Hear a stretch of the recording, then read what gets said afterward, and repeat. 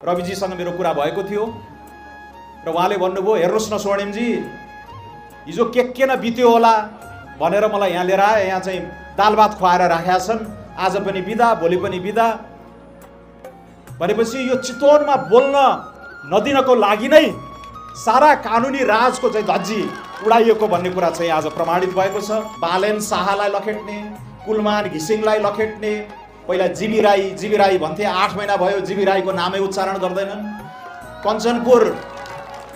कञ्चनपुरका नै गृहमन्त्री हुनुहुन्छ, त्यहाँ चाहिँ निर्मला काण्ड यत्रो वर्षौंदेखि थाती राखेको छ, कुनै गतिविधि चलाएको हामी पाउँदैनौँ।